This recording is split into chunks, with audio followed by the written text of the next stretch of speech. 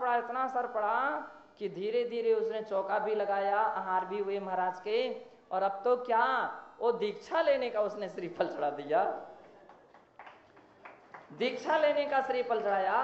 अब उसके सामने तो लोग कुछ नहीं बोल पा रहे थे, आगे पीछे महाराज ऐसे लोग को बिल्कुल दीक्षा नहीं देना, अरे वो उद्दंडी है, कहीं पीछे फेंक देगा, कहीं कमंडल फेंक देगा, धर्म की हंसी होगी, ऐसा होगा वैसा होगा, बड़ा खराब लड़का है, सारा गांव उसको जानता है, ऐसा है वैसा है। महाराज ने कहा इस सब में जानता हूं, मुझे दीक्षा देना है और उसे दीक्षा लेना है, अब तुम शांत बैठो, जब तुम्हारा नंबर आएगा तो तुम बात करना। अब हो गई उनकी दीक्षा। कोई व्यक्ति पाए सागर इतने तपस्वी महाराज निकले, घुटने के बल पर घंटे घंटे सामय किया करते थे, बड़े बड़े तपस्वी हुए। तो कहने का तात्पर्य बंधो, गुरु का अर्थ है जो जीवन को ऐसा मोड़ दे देते हैं और एक मिट्टी को मूर्ति बना देते हैं, एक मिट्टी को मूर्ति बना देते हैं, पतित को पावन बना देते हैं, गिरे को उठा देते हैं और जगत निंदी को जगत पूज्य बना देते हैं। इस सब गुरु की महान असीम कृपा है। इसलिए हम निरंतर गुरुओं की सेवा करें, भक्ति करें, लेकिन एक बात का सदैव ध्यान रखें, एक बात का सदैव ध्यान रखना चाहिए कि गुरु को कभी भूलना नहीं चाहिए, गुरु को, उनके उपकारों को कभी नहीं भूलना चाहिए।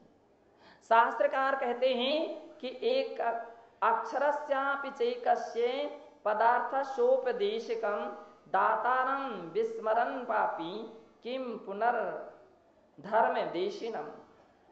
एक अक्षर प्रदान करने वाले लौकिक गुरु को भी जो व्यक्ति भूल जाता है उसे लोग पापी कहते हैं। क्या कह रहे हैं? दातारम विस्मरन पापी। एक अक्षर भी प्रदान करने वाले लौकिक शिक्षक यानी टीचर को कोई भूल जाता है उसको लोग पापी कहते हैं, और जो परमोपकारी गुरु को भूल जाए तो फिर वो तो क्या कहलाएगा, क्योंकि गुरु का ऋण बहुत असीम होता है।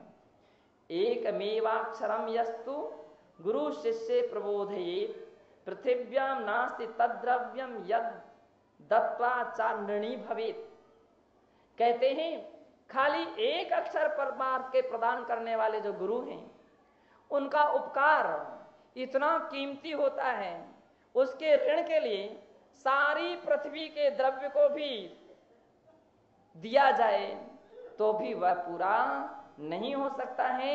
इसलिए बंधो, निरंतर गुरुओं की भक्ति करके जीवन को पावन और पुनीत बनाना चाहिए।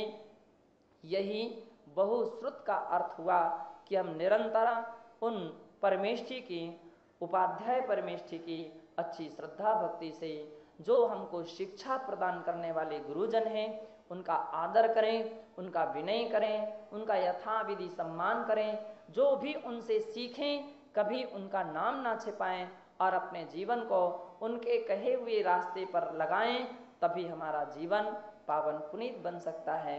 और ऐसी निरंतर भावना भाते रहने से 16 कारण भावना में यह भावना भी तीर्थंकर प्रकृति के बंध का कारण बन जाती है। 16 कारण भावना में यह भावना अकेली नहीं है, जहां बहुश्रुत होती है वहां की शेष 11 भावनाएं भी समाविष्ट हैं। जैसे एक 8वीं क्लास पढ़ने वाला विद्यार्थी पहली, दूसरी, तीसरी, चौथी, 5वीं आदि सब पढ़ चुका होता है, ठीक इसी प्रकार से जिसने शेष सीढ़ियां पार कर ली हैं तो आचार्य कहते हुआ 11वीं सीढ़ी पर पहुंचता है और इसमें आगे पीछे की सारे पाठ समाहित होते हैं। इसलिए सभी भावनाएं तीर्थंकर प्रकृति के बंध में कारणभूत हैं। बहुश्रुत के साथ साथ वे सब भावनाएं भी जुड़ी होती हैं, ये मुख्य हैं और शेष गौण रहती हैं। हम इन भावनाओं को भाते हुए अपने जीवन को कृतार्थ करें। जय बोलिए तीर्थंकर 16 कारण भावनाओं की।